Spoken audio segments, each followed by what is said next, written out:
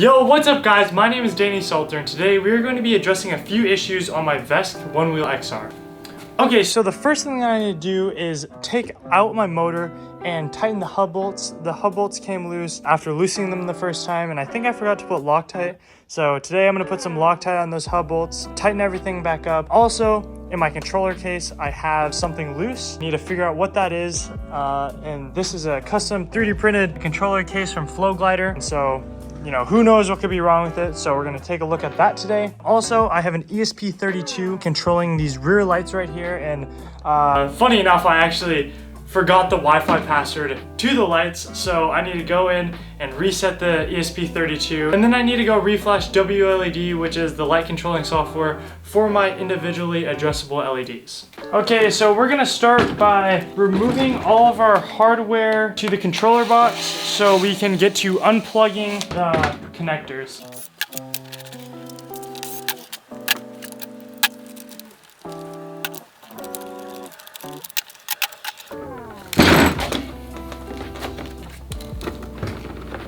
Now we're just going to disconnect our foot pad and our Hall sensor. This can be kind of tricky. So we have our foot pad disconnected. Now we're just going to remove the Hall sensor. And now we're going to remove the motor phase wires. Okay, so now we have the board flipped around. We are going to remove the bracket that keeps the motor wires in place, removing this little Phillips head, and then these two Phillips head that keep the motor wires also in place.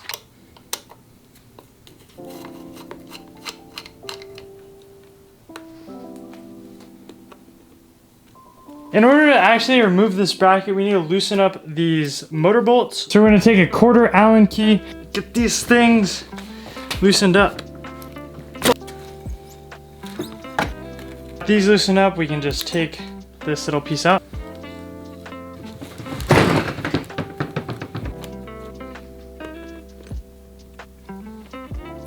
All right, now that we have both sides of the motor bolts loosened, now we can take the left side out, then the right side out, and then the motor should just simply pull out. Once you have both sides of the motor hardware taken out, you can just grab the top of the tire and lift your board up, and the motor should come out just like that. Okay, so I kind of misspoke. These are actually the axle block bolts. These come loose when you put Statorade or some sort of ferrofluid inside of the rotor. That will improve cooling, but also you need to make sure you Loctite these axle bolts and also these little bolts that are holding the whole motor assembly together. I'm pretty sure the axle bolts are metric, which is a little bit weird because the rest of the board is imperial, but you can see just by very little force how loose these things were. That translates in the ride by the feel of the board feeling a little sloppy. So what we're gonna do is hold this and we're just gonna try to remove it all the way so we can clean off the threads and then add some Loctite. All right, so here we have some red thread locker. This is going to be good for keeping these bolts in place because the red stuff is, I guess, semi-permanent. It's extremely strong, a lot stronger than the blue stuff. So we're gonna put that on the bolts and we're gonna tighten these up.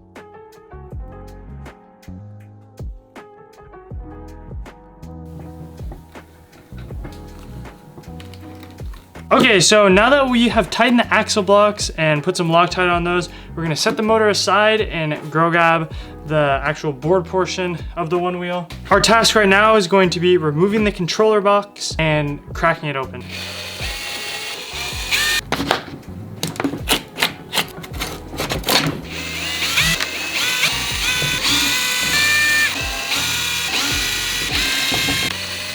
Okay, so after taking a look for a little while inside of the controller case, it seems to be that this little collar that holds on this LED cable is the only thing that is loose inside the case.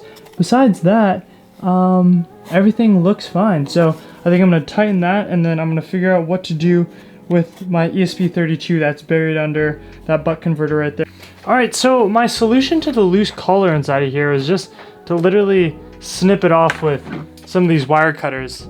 This plug, I don't know if I previously mentioned it, but it's epoxied in there, so it should be fine without that clip. I think honestly it was just being held in with some residual epoxy, along with some of the threads still biting, and I think over enough drops and rough terrain that finally broke off. So I'm just gonna remove it. If it gives me issues in the future, I'll figure out a solution, but I think this should be good. All right guys, so I've just taken a look inside the controller case, and in order to get to my ESP32, I'm going to need to do a little bit more work than I'm willing to do right now. So I'm just going to keep it as is, and when I need to do a more in-depth repair, I'll get around to that. But right now, the functionality of the board is not being hindered by the lights permanently being on. I'm just gonna button this thing back up, and now that nothing's shaking around in the case, we're going to get to reassembling the board. There is one last thing I'd like to do before I put this controller box back in the board, and that is cleaning up this hot glue right here. There once was making a seal between this acrylic piece and the PLA plastic, but I think something shifted and now there's a big gap, and that was letting a little bit of dirt inside the controller box. So I'm just gonna clean that up.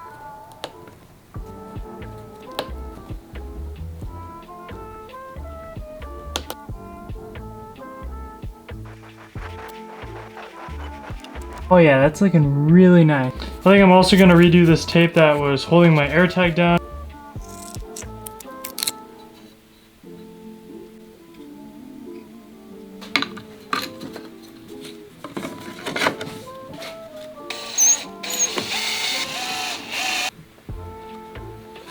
Thank you guys so much for watching. I know that was kind of a long montage of clips. It's pretty nice outside right now, so I think I'm gonna go for a quick little spin and I'll take you guys along with me. So let's cut to that.